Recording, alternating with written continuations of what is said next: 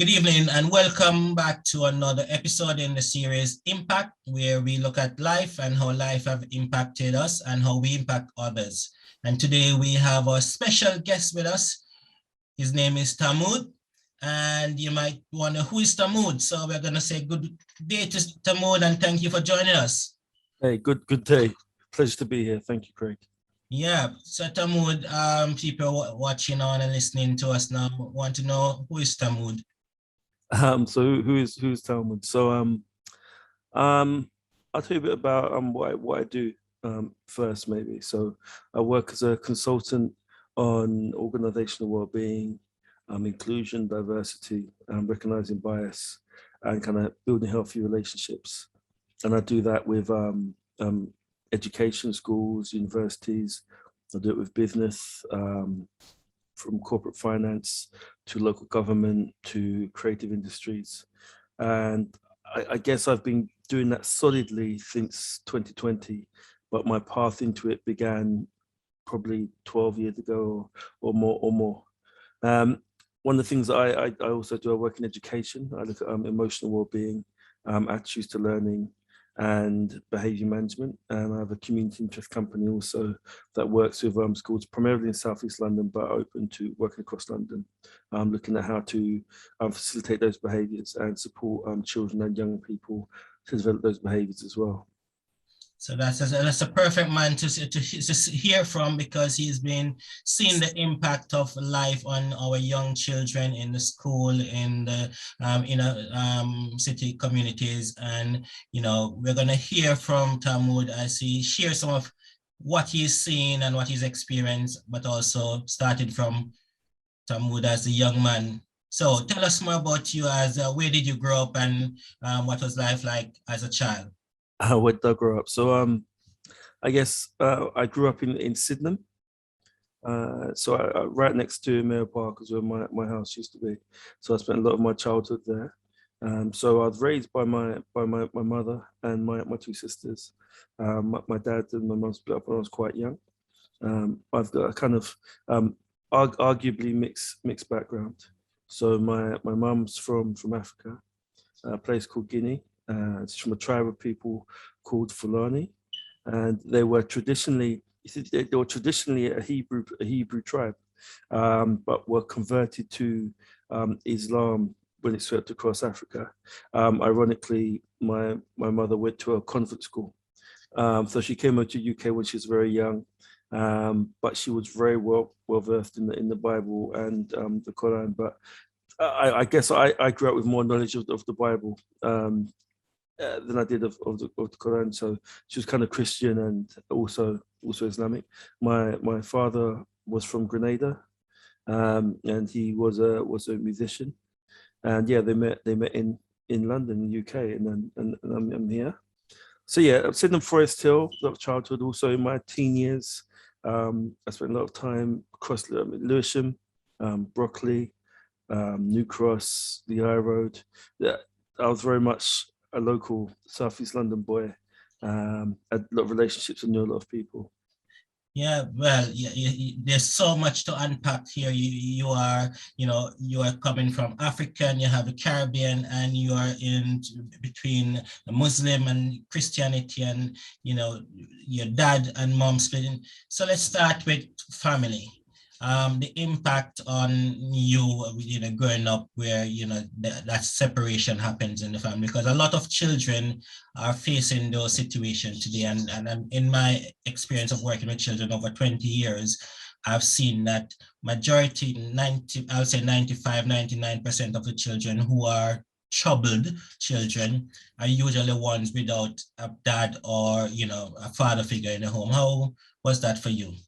Yeah, so for me, that wasn't really an issue, simply because my mum was very very strong and very passionate, and my sisters are older than me, so I was well held, if that makes sense. And sadly, I wasn't unique in being in from a single parent family, but equally I had friends who were in the same situation where the dynamic wasn't one where we were wayward as a result. And I often think that sometimes I think it depends on who's in your life. I think it depends on what the infrastructure of your family is. And if you look at it from a traditional perspective, culturally, you know, from kind of Afro-Caribbean culture, it's quite caring, is matriarchal. So if you have both parents, there's a balance, of course, but a lot of the time, not even just in Afro-Caribbean culture, just in society, a lot of the caring falls down to the mother. So I think that's quite steady for me. Interesting question. I think that you can sometimes have both parents and there can be troubles. And I think it's about what the mindset of the parents are and what the foundation they put in and what they try to instill in their children. That's not to say I didn't make mistakes growing up and kind of be a bit edgy sometimes, but that wasn't due to the absence of my father, and the intervals I kind of connected with him again. But I think it was just about being a young man, I think at the time. Yeah. So from what you're saying, your mom was a strong tower, rock for you, and despite the lack of your dad being around, she held the family together. Yeah, and my sisters as well. They were kind of a good influence for me, if that makes sense.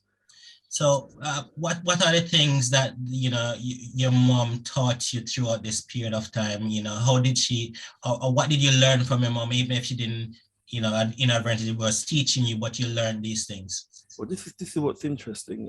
I think that as men, there's no way you can't find your way to being a man. So I had cousins in my life, uncles. So you always find that way to kind of have that male influence. I think a mother can give many things and can guide you, but I always think even you still have to find your own path. Even say you got your dad there, you look to your father, but there is that time when you look to who you want to be that isn't your father, where you kind of say, okay, then that's who you are, but who am I? And I guess that's the normal teenage rebellious stage, which depending on the boundary and the foundation can either go crazy or it can just be like, you want to stay out late, maybe you want to go different places, or you have the kind of hormonal things. So I think it depends. It depends. I think in terms of the foundation, I think that a lot of love, a real lot of love, and also a lot of value.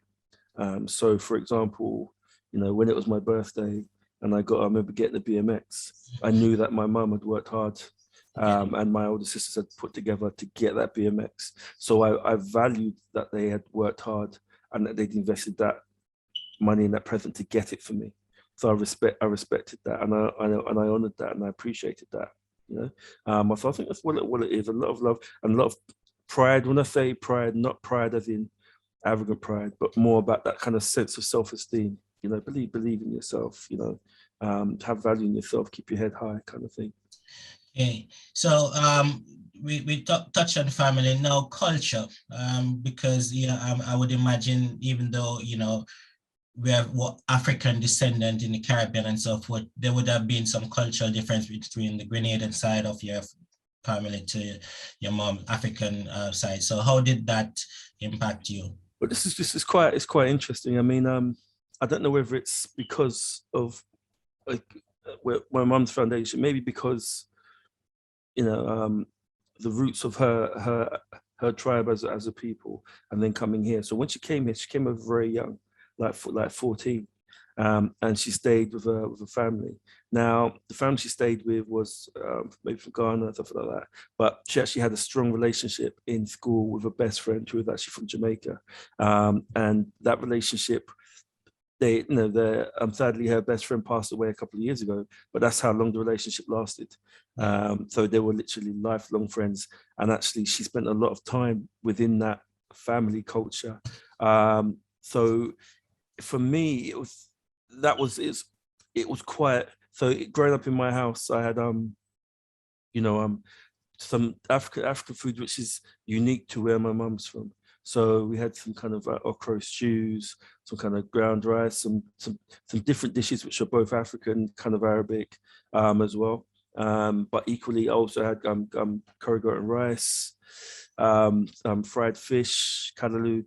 That was normal for me growing up, was a balance of those two things. And the community that we were in, I mean, that was I guess although my father wasn't around, because of the relationships, I kind of grew up internally with that kind of sense of African origin, externally quite embedded in the kind of Caribbean culture, if that makes sense. As well as being in London, of course, growing up in London, you're going to get that London swag as well.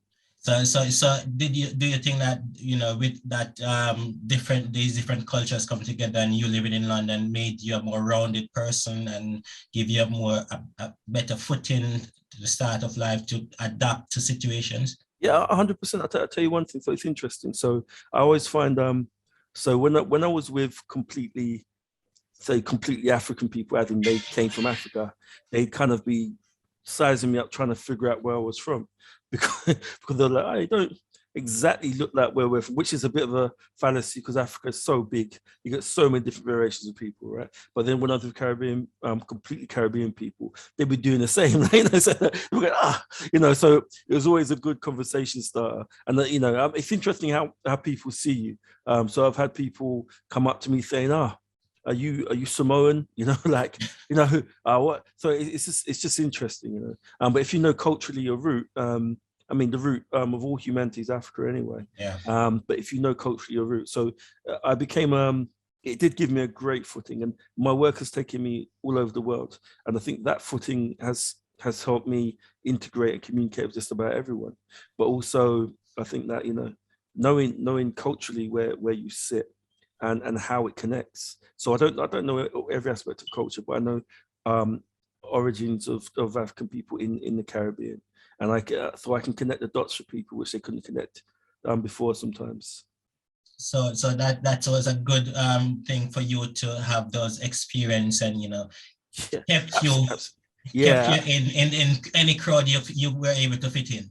Honestly, I tell you, Craig, so there was a time when I was younger, I used to be a dancer. So I was big in the break dancing. I was big in the break dance. And then I was into street dance. I was a part of a sound system. I was part of Pisces sound system. So I was doing the speaker boxes, the whole. So I literally, I used to be in music. I used to rap.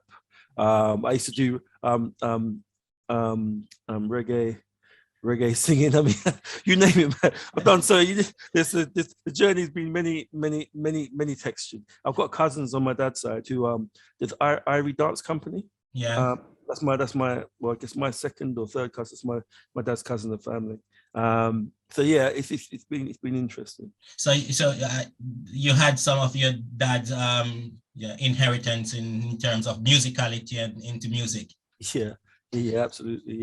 Yeah. Did you get any time with your dad where you were picking up some of the things or learning from him in the music world? Well, I tell you, at one point when I was a teenager, and just to say, I was a young dad as well. I was a dad at like 17. I was a young father.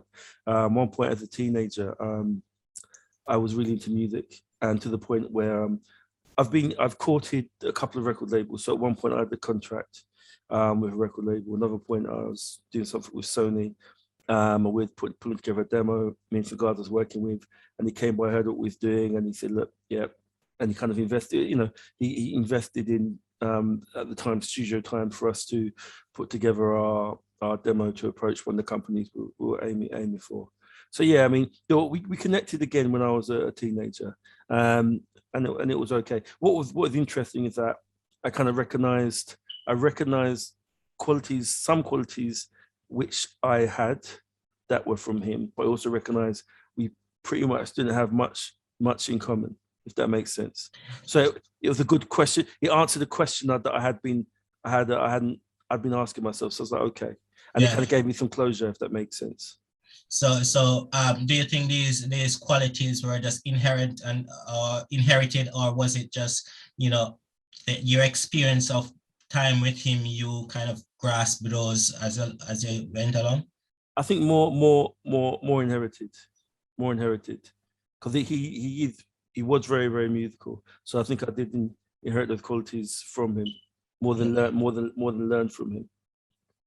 Okay, so you mentioned also about the religious aspect. Your mom being part Muslim, and then the Bible, and you had that culture, that religious difference.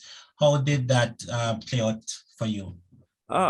It's it's been a gift in my life, Craig. So, for example, I said that ironically, when I was little, my mum would read the Bible, and if I had a bad dream, she'd give me I had my own little copy of the Holy Bible, and she'd put it under my pillow.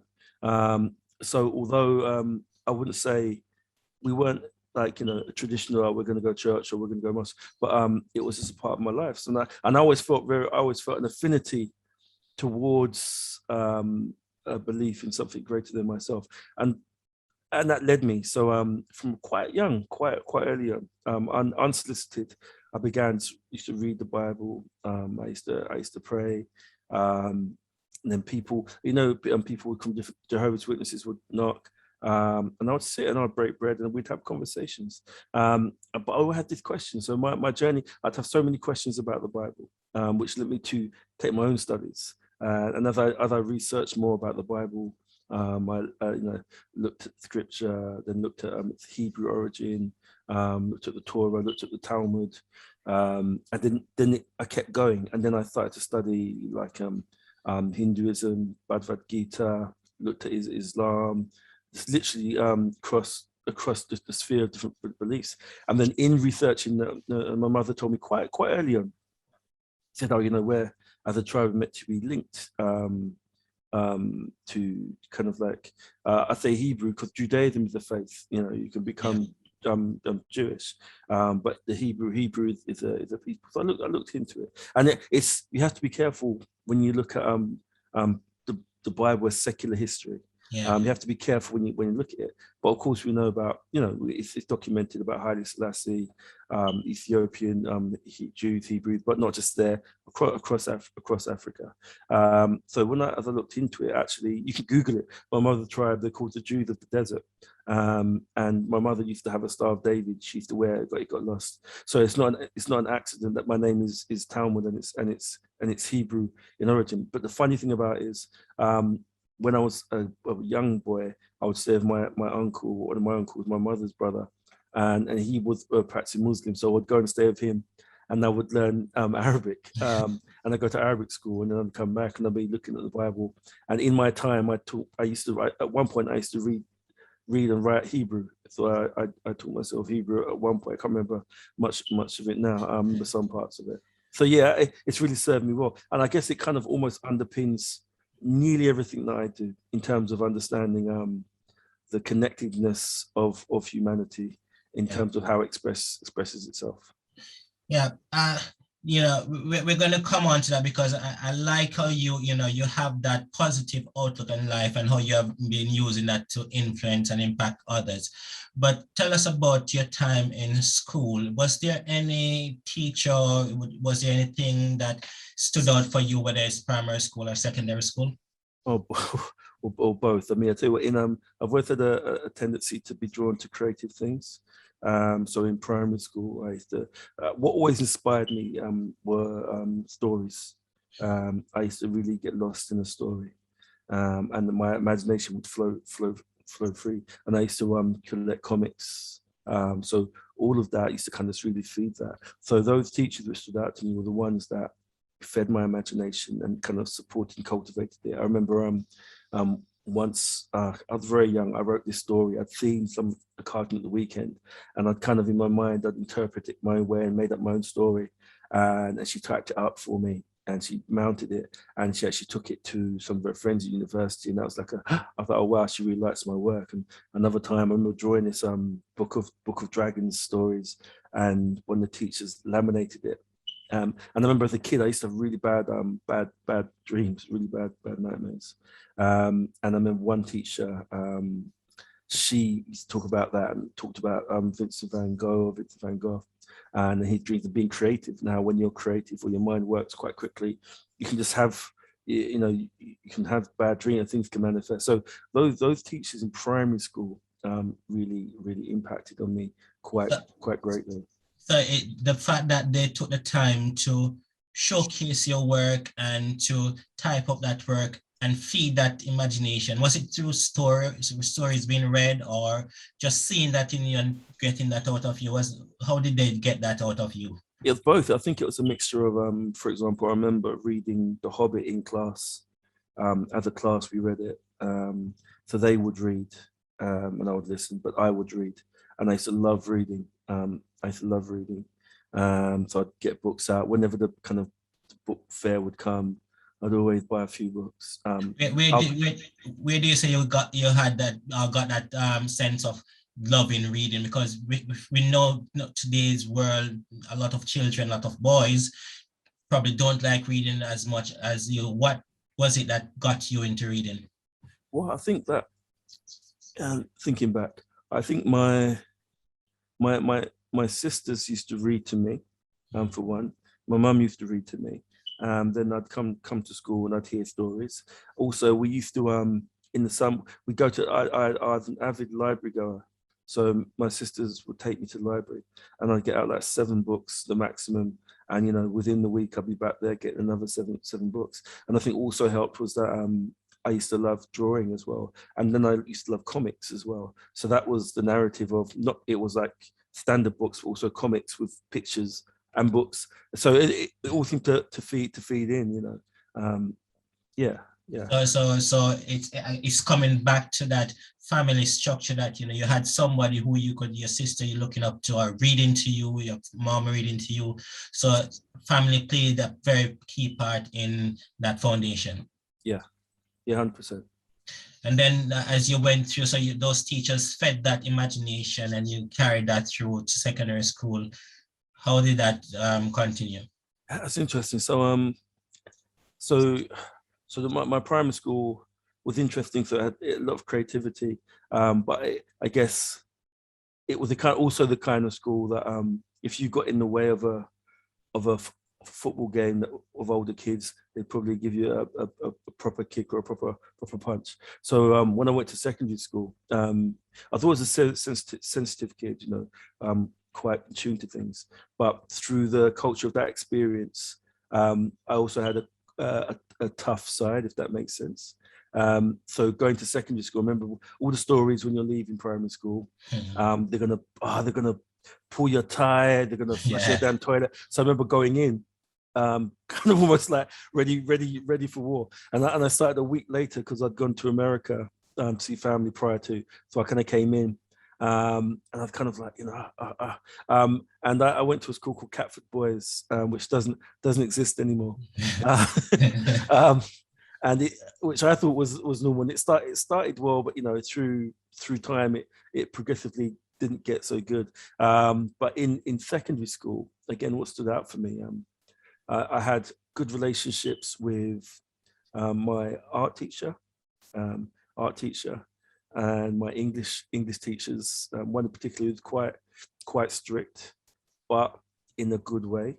And when I say in a good way, so you got strict, which is like just punitive, which is maybe more about somebody imposing their ideals about how you should be on you. Yeah. But this teacher, she actually saw something in me and wanted to produce the best out of me. So it wasn't an unflinching strictness. It was more about, that you've written that really well, but you know what? You can do, I know you've got more in you. Go back and look at it again. Take time, slow it down a bit. Just give me that, almost like teaching, just to tease out and bring out that best. But how, what happens nowadays when you have, teachers who still do that, but because the child might not want to have that attitude to want to do well, they might see him at being too hard on, and the parents then come and say, you're too hard on my child. How did you not get into that mindset? I think how I stopped getting to the mindset, I think part of it was, I think more so in teenage years, because I think when you're primary school, it's different, for me at that time anyway. But I think the way I didn't get into that mindset at the time, I found it annoying, but I knew that she cared. And I think what stopped me from not going to that place, what was it that stopped me? I think it was there was still that foundation in there, if that makes sense. Yeah. It's a mix of the foundation of, so when I go home, everyone so my mum is a retired probation officer. Before that, she was a social worker. One of my sisters, she works for a university, the course coordinator. Another sister, she was an international makeup artist, but also she was interested in she does homeopathic medicine. Now, I think I say this because there's always stuff, people were doing things, and it was the culture to do things. And again, I still, push the boundaries. And I said I was a young dad and things like that, but there was still that foundation there. And don't misunderstand me. I think success is relative. I think that, if you wake up each day and you go and you work your job, maybe you work in Sainsbury's, McDonald's, wherever it is, and you feel good and you've got relationships that you feel happy with, that's success. I only cite that as in when I came back, there was just a culture of doing stuff. I don't know. It doesn't have to be academic. It doesn't have to. It can be, because I was always wanted to be a cartoonist, and I want to be a cartoonist. I want to be like Bruce Lee. Or when you leave school, that was a statement I wrote. I said I want to be a cartoonist and I want to make my own martial art. So you had these dreams, and did anybody say no, cartoonist is not rubbish? Why are you doing that? You need to go and do. What was there? Your family's just pointing into a direction, and you thinking, no, that's not what I want, or were you doing it? This is what I want. I'm just going to go my way, and you were supported with that. How did you? It's interesting. I think so. My personality. I think I've got a particular personality. So from my mum was a bit like, you got to get those grades, make sure you get those grades, and she was kind of more of that old school, if you're not getting the grades, kind of fix up, you need to do that type of thing. And she wasn't necessarily steering me in any direction, but more that she was like, right, you got to get those grades, which didn't, I tell you what, so it didn't work for me. So I think it's personality type. So if it feels like an external thing going against my personal will, I always kick against it. Yeah. And I always have. But that's work for me. But because the balance of that and kind of like the space to kind of be myself, and I understood that it was coming from a place of wanting me to succeed, but it wasn't a pressure for me to kind of go into medicine or anything like that, which there's nothing wrong with that. Yeah. But there wasn't that type of pressure. And I kind of did. I did become a cartoonist anyway, and I did set up my own martial art anyway. I did do those things. So you followed your dream. Yeah. So external pressure. Did you have any external pressure that kind of impacted you as you journey through your school days and coming out of that?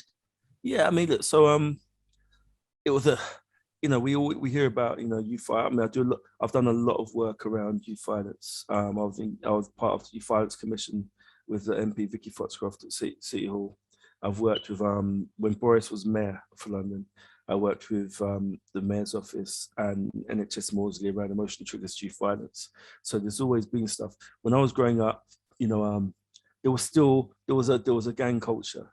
It wasn't like it is now, but there was a gang culture and stuff was happening. So I guess for me in secondary school, at the time I was big for my age. So I didn't really get troubled, but in a way I kind of did get troubled, where people couldn't necessarily physically do anything to me. They would try to antagonize me. And that was very challenging. And then of course, sometimes they would try to physically do things, but it was always, it wasn't too much of a problem. I mean, again, the other side of it is I did have, I did have friendship groups and social groups, and some of those weren't that healthy. And sometimes I probably spent time with people I probably shouldn't have spent time with. But you know what? I kind of look at it with no regrets. If anything had been different, I wouldn't be the person I am now. But it's interesting because there was that external, at times there was that external pressure to be of a certain way and a certain behavior. So you were is it going back to the foundation that was always here? Because you kept on, going back to that so many times. That foundation, they're saying that train up a child how they should grow and they'll never depart. So did that work for you, you think? Yeah, it did. It did. I did say I did. There were times where I was a bit edgy, and I was around some edgy people. But what's interesting about that, it was a choice. I was young, but I knew it was a choice I was making to be around those people. So there was never a point when I felt, sometimes when you're not aware, you find yourself in situations and you go, well, how do I get in this situation? But it's always you're always making those choices. And even now, it's easy to do that, you're in a flurry, you're emotional, whatever it is, but you're always making the choices. What would you say then would be, looking back through those experiences, how could you avoid that? Or what would you say to a young child at secondary school who might be going through the same situation, how to navigate these situations? Absolutely. I'd say that the key thing is just to have the challenge we face is that young people that are drawn to that are looking for something which they have lacking in their world. So what you have is almost surrogate, one thing, a surrogate family structure. So if they feel that the environment is unstable, although it's edgy, if there is they've got people they can rely on, people that will have their backs, people that they can call and draw on, they're going to be drawn to that if they don't feel they had that in their life. And that's where you get the kind of, I call it like a hierarchy of harm, where the person who's taken the most risks is the most senior in the group, but then you just got a whole group of vulnerable people, and it's like the blind leading the blind. Everyone's vulnerable, everyone's upset, and it's like hurt people. And that's how you get the hot mess of what it is, people running around, just doing crazy stuff, just pulling out crazy knives, all that type of stuff. The other side of it is, though, sometimes it isn't the case. Sometimes they've got the family structure, but the pull of that world is very enticing because it's so different. And as a young person, when you're journeying through those emotions and you're changing and the hormones are kicking in, you are testing things. So if you make the wrong step and the wrong choice at the wrong time, you can find yourself in that world unwittingly, and suddenly you're absorbed in it. So what I would say is, first of all, just to bring people back to the center. So it has to be more than, because I've worked with young people who were like, when the gang matrix was a thing, that was like number one on the gang matrix, who would have been stabbed the day before they saw me and on the way to, or have come back from stabbing, so all that kind of stuff. And I'll be sitting, and their mum would be there and they'd be completely quiet, chilled out, and it's different. When they're not with their mum, it's a different story. There's a disconnect. So what I say to those people, first of all, they need to be able to find their center, because if what they've got in their life isn't enough to anchor them, they need something else. And that something else isn't going to come from anything external.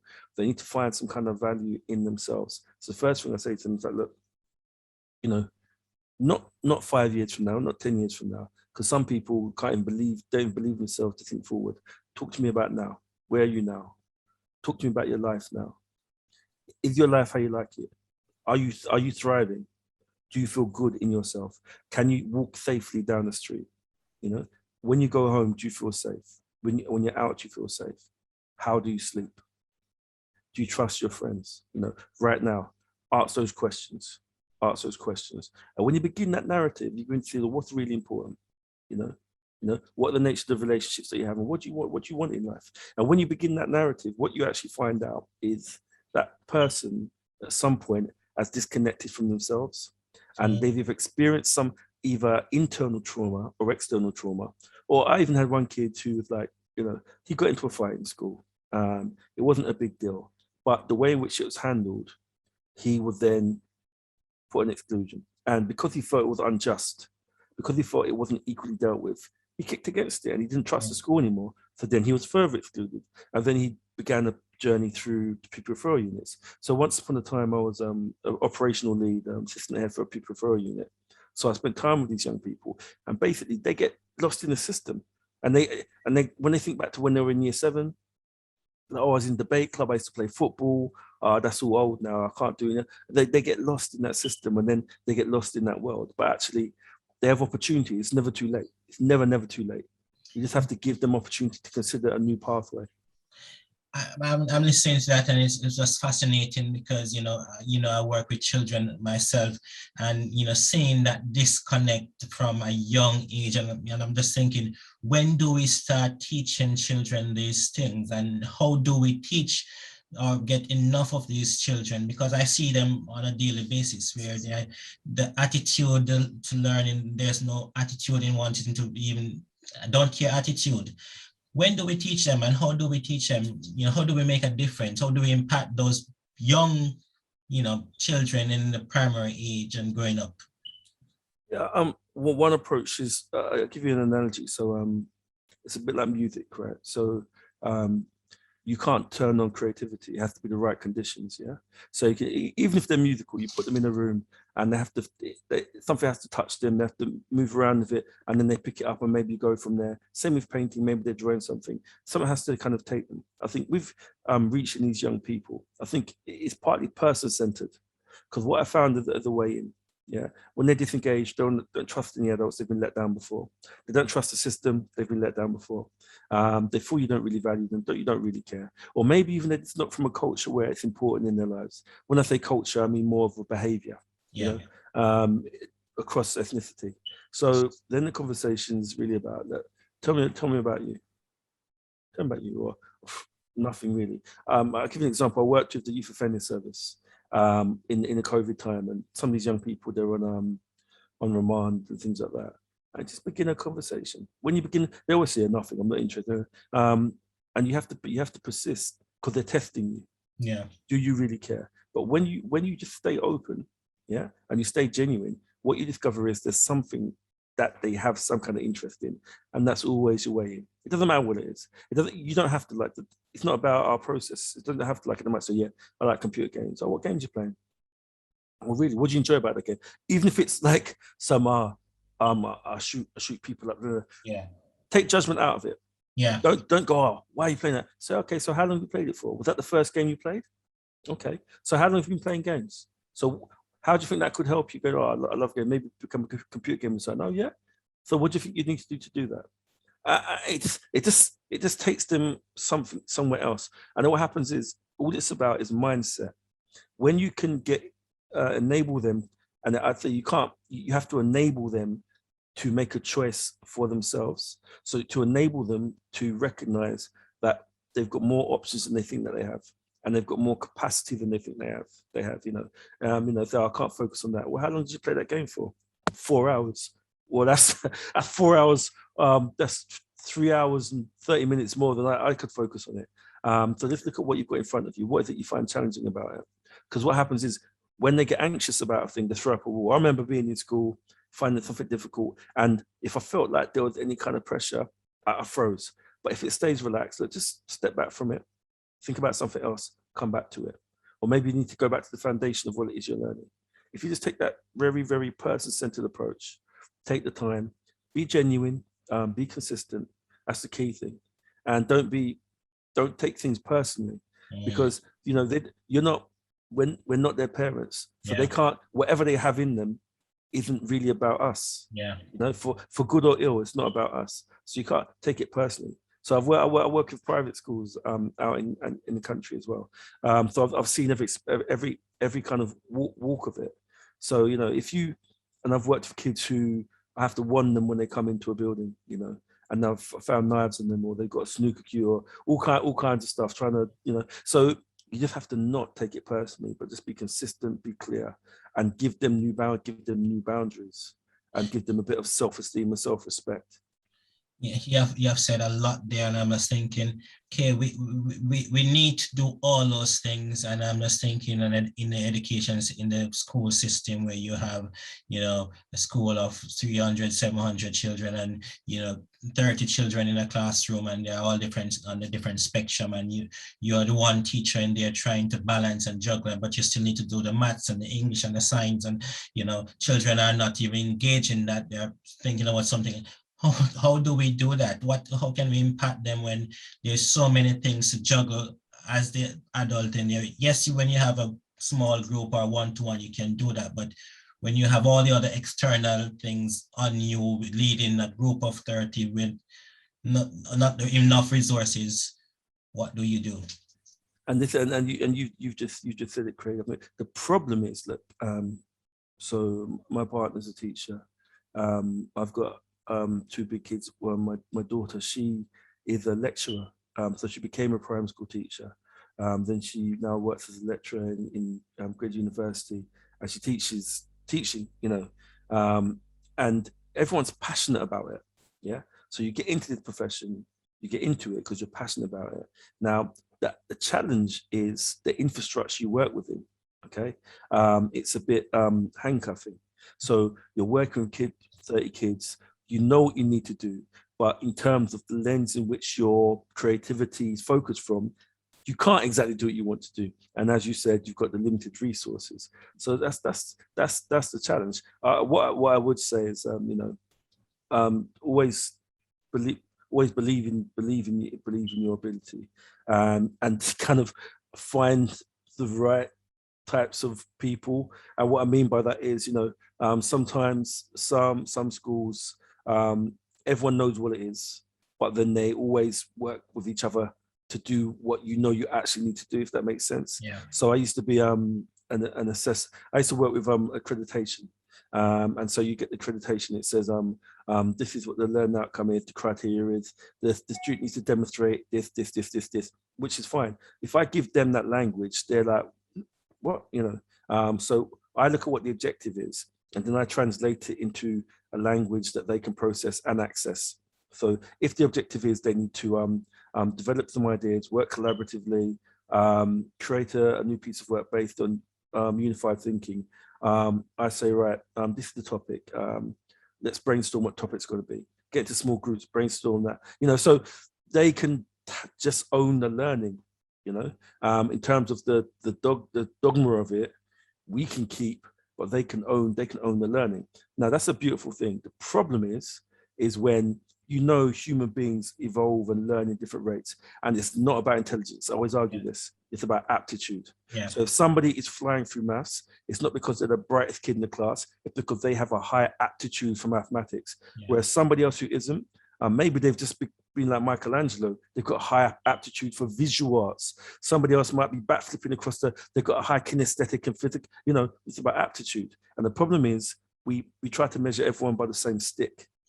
And also, so you have someone who's on the spectrum, someone who's got emotional behavioral needs, somebody who's got ADHD, okay, and someone who's got English as a second language. Mm-hmm. But the criteria is right. Everyone needs to be level 5. Okay, yeah, that doesn't even make sense, It's like, and that's where the problem is. But why do they have to be? The issue is that the education system, sadly, is still based on the kind of Socratic. Okay, we're gonna produce people that work in a factory, yeah, and the select few that will be the kind of leaders or the business or the it's still dated. And if you look internationally how that system works, people go to school later. They don't start school at 3 or whatever, they go later, and the nature of how they learn is different. There's a lot more outdoor learning. There's a lot more informal learning. There's a lot more philosophical conversations. The things that it's the thinking behind the thinking. Yeah, when you can get into that process, the world is yours. The world is yours. When you get into the process of owning the thought behind the thought, what informs what you think and feel.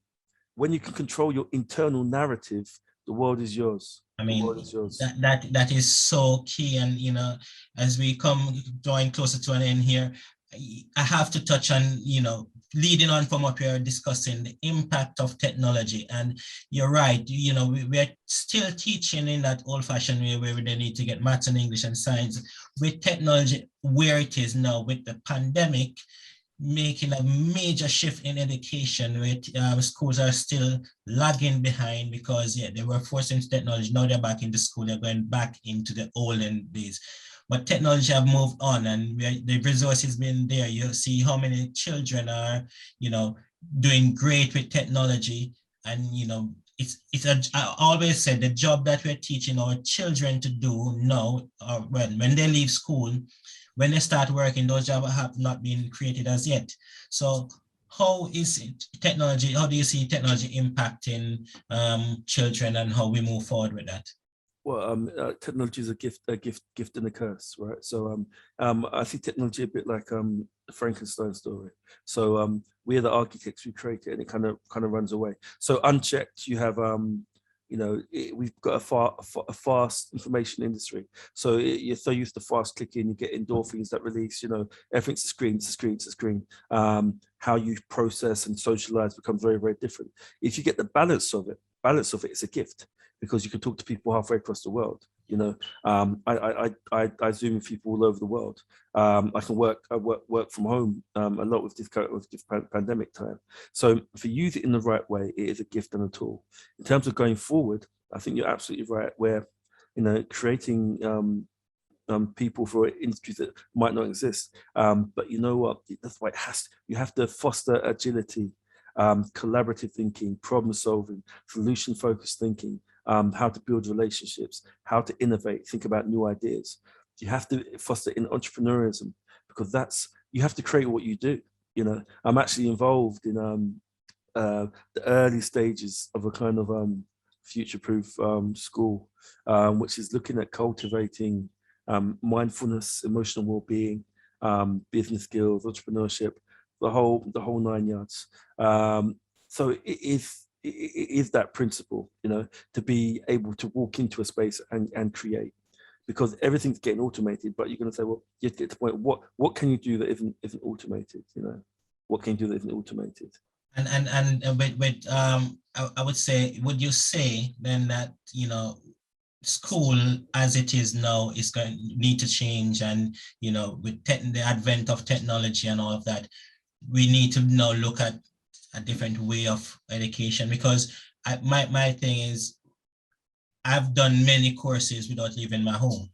You have done so many things without having to leave your home. I have not gone to a bank in how many years? I've not gone to the post office how many years? Should we be more focusing on how do we, as I said, use these things to impact how we do education more? I'd say both. I'll tell you what can't be lost is that human interaction. That is priceless. And I tell you, a lot of the core of my business is based. So a lot of what I do, so you have so many algorithms, you have profiling tools, you have analysts, but then just to mention it, so you have the United Nations Sustainable Development Goals, okay, and a byproduct of that are ESGs, which are environment, society, and government. And the goals are the guidance, but ESGs are the method. So businesses have to have ESG protocols, and that's sustainability. But sustainability isn't just green economy.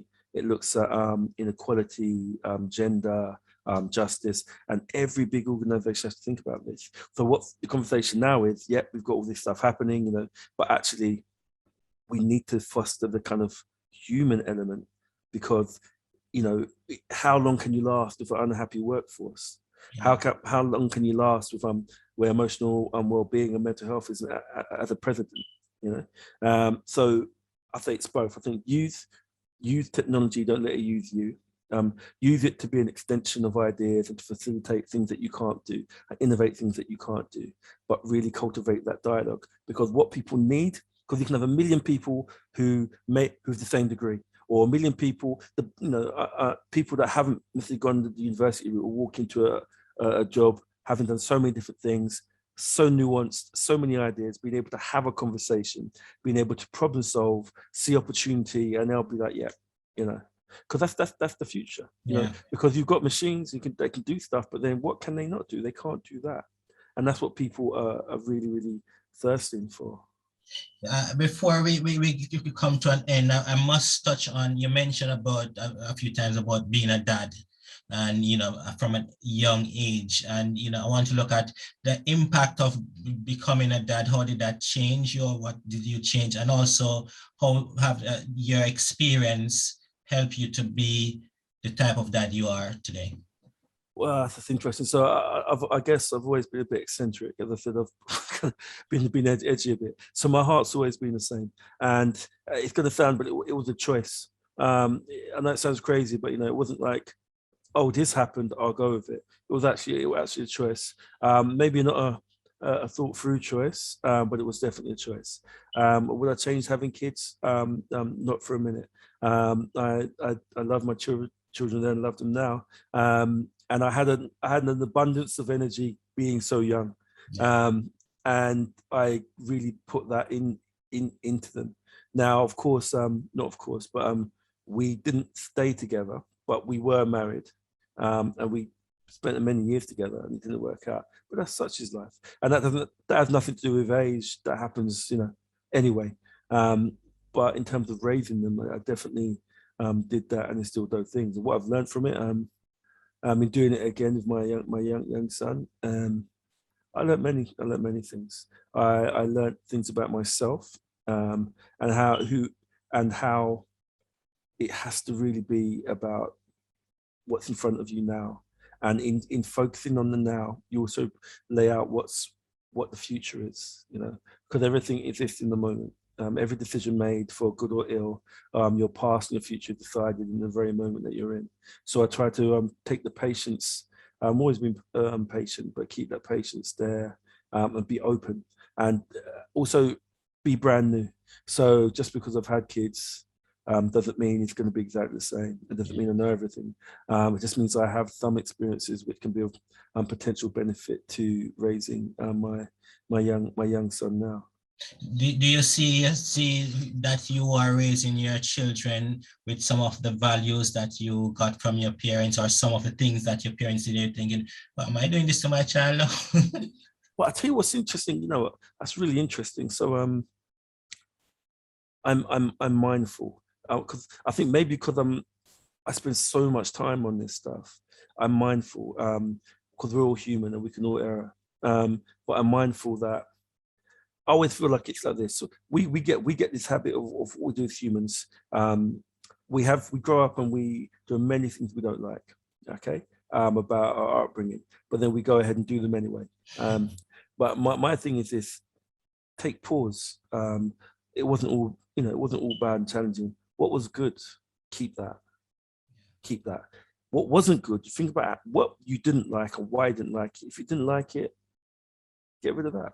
But you keep the stuff which is good, like anything else, And I try to have that approach. I try to stop and pause and just be like, okay, And I also feel like, look, if it's a balance of, I feel like if you treat a child like a glass, and if you're constantly pouring, okay, there's no space for them to add anything in. And if you're constantly pouring, all they're going to do is be able to add to what you've already got there, and it's all diluted and it'll go into what you've already poured in. So if you kind of pour quarter in, let them pour a bit, pour quarter in, let them pour a bit, pour quarter in, until by the time they get to an age where they can make informed decisions, they've had a hand in that. And it's about that philosophical approach, as opposed to not directionless, but just a bit about, don't tell them everything. Sometimes it's about, well, what do you think? How would you approach it?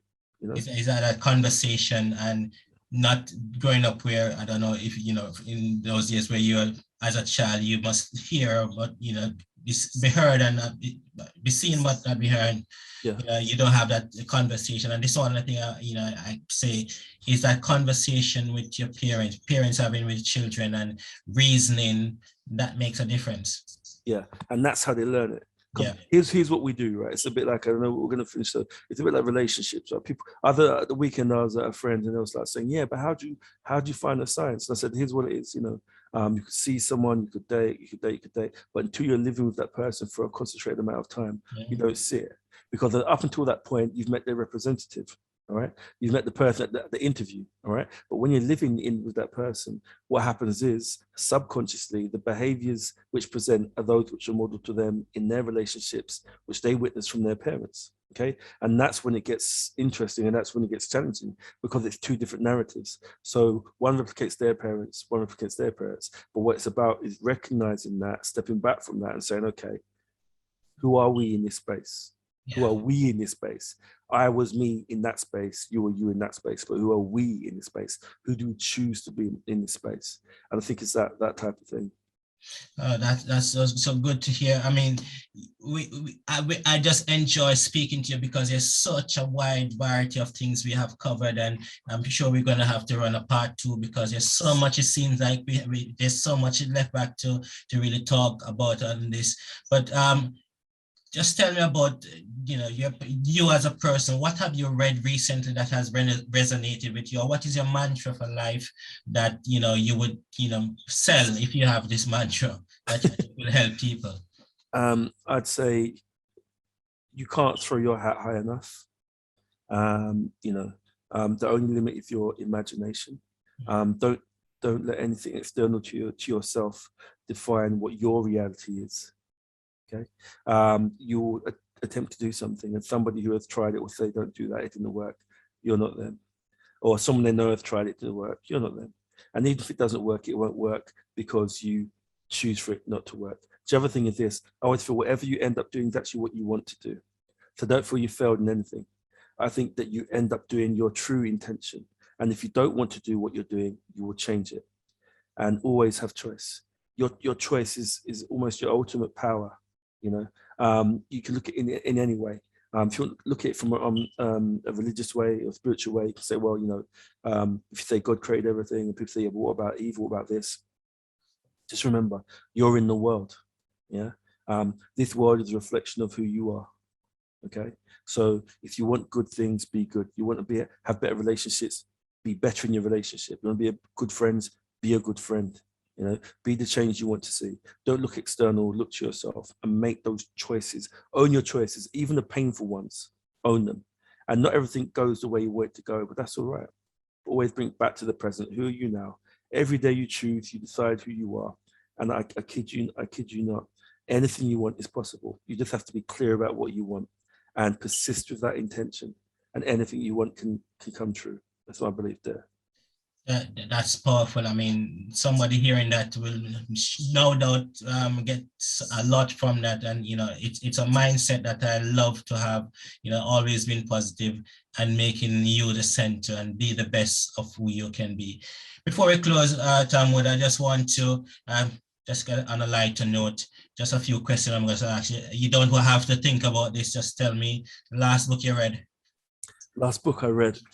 Right, that is I'll tell you what, that's tricky because I'm always reading stuff, but it's always like either a course I'm writing or materials I'm working on. So I'd say probably the last book I read, because I read to my son Amani, every night we take turns. So maybe the last book I read to him was probably the last book I read to him was David Williams. Yeah.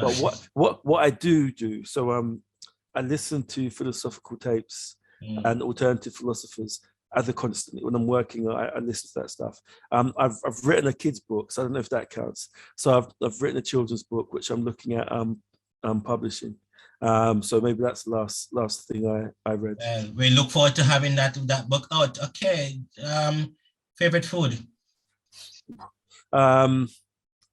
I'd say my mum makes this dish called it's like ground rice and okra stew.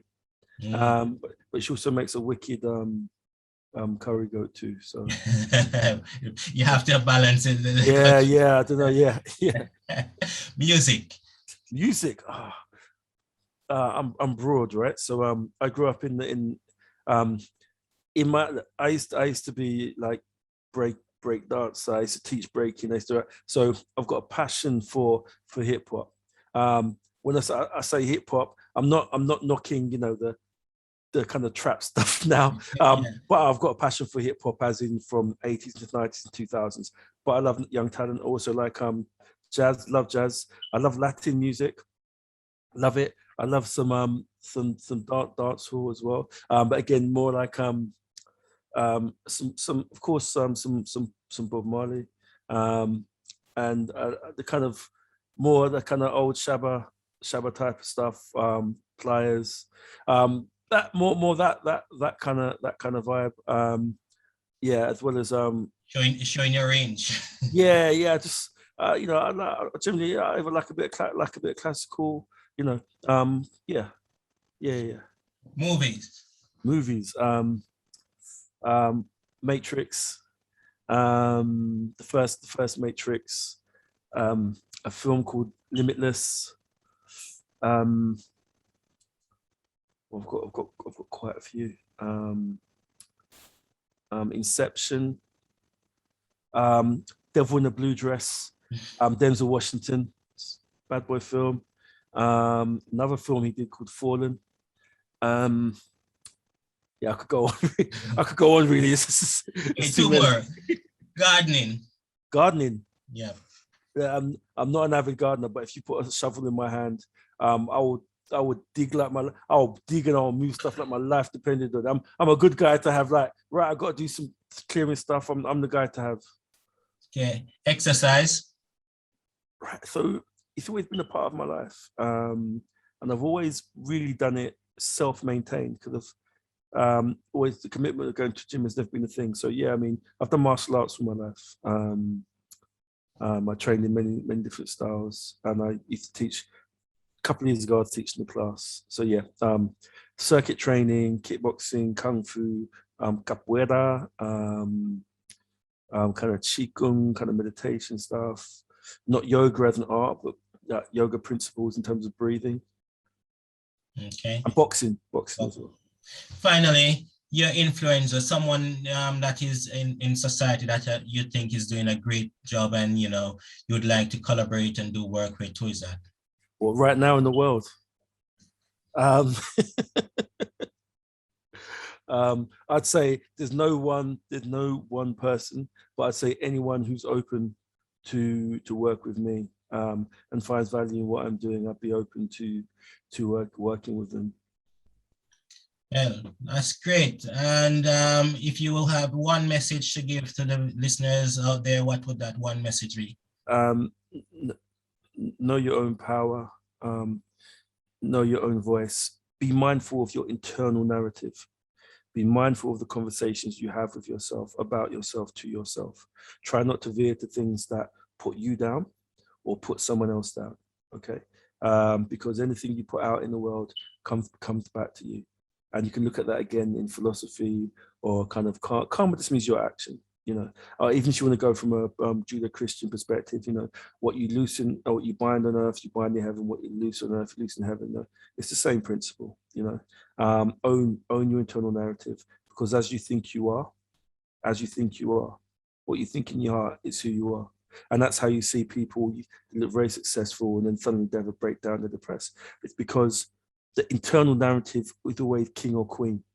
So if internally you feel low, it will come to the surface. But if internally you are the king, if you are the queen, that will come to the surface. So feed your inner voice, cultivate your inner will and your imagination. And remember, you always have choice. Couldn't have said it better. Talmud Bah. I just want to say thank you for the time spent with us sharing life and how life has been impacted and how you have impacted others and continue to work with others. So thank you very much for joining us today. No, thank you, Craig. Thanks for giving me the time and for taking time to speak to me. You're welcome. Remember, lives are influenced by living, so live your life to the fullest. Thank 100%. You. Until next time. Absolutely.